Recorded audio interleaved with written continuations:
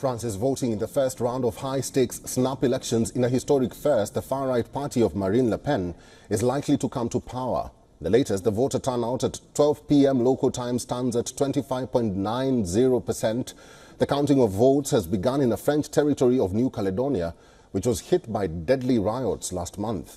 Top French politicians have been thronging polling stations as the voting is underway. French President Emmanuel Macron, Prime Minister Gabriel Attal have cast their vote. Far-right National Rally's leaders Marine Le Pen, Jordan Bardella have also cast their ballot.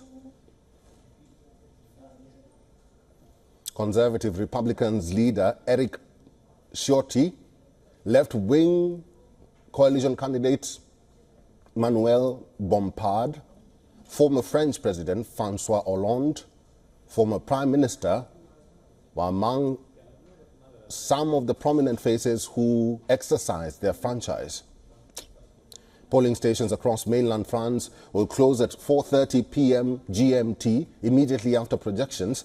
Voters in France's overseas territories that span the globe cast ballots early in the weekend. With Russia's war against Ukraine in its third year and energy and food prices much higher, support for the anti-immigration and Eurosceptic National Rally Party has surged Macron's pledging to prevent its ascent.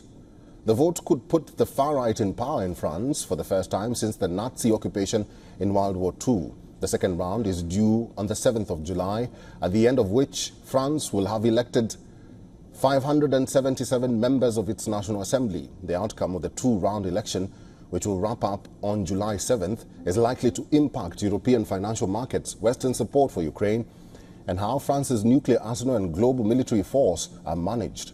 Many French voters are frustrated about inflation and economic concerns, as well as Macron's leadership.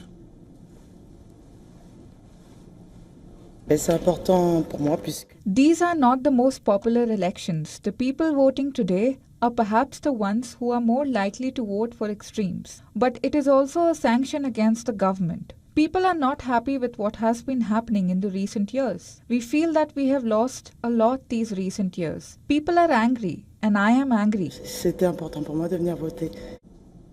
Remember, two young leaders are gunning for the Prime Minister's post. 28-year-old frontman of far-right Jordan Bardella is squaring off against Prime Minister Gabriel Attal.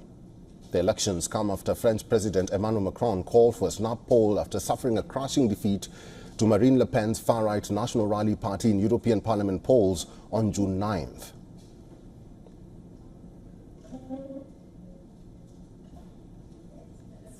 And for more on this, we earlier spoke to our correspondent Himanshu Dixit from Paris, and this is what he had to say. Macron, he's a centrist, like that's what he, and for the far left, he is right. For the far right, he is left. So that's the problem that he suffers from. Most of the middle class in France think that he is not really for them, that he is a very elitist leader. What you also have to understand that France is of course, one of the biggest European countries. If you go to the bigger cities like Paris, most people here tend to lean towards the left. But if you go to the countryside, if you go to the other parts of France, that's where Marine Le Pen is actually gaining a lot of interest. You have to remember, 2017 was the first time that Macron ran for elections. During that time, in the final round, he was set up against Marine Le Pen. At that time, Le Pen, he had a thumping victory against Le Pen. The last time when Macron got re-elected, Marine Le Pen again was against him. However, at that time, the battle was extremely close. And that can actually give us a great idea of how the far right has actually been rising in France again, which is a big scare for the far left. And it will not just be a political turmoil. We have to remember that France is a country where people protest. If far right comes into power, which seems likely, then we can just not see a political turmoil. We can also see a big social unrest. A lot of protests could turn into violence as well. For all the latest news, download the WION app and subscribe to our YouTube channel.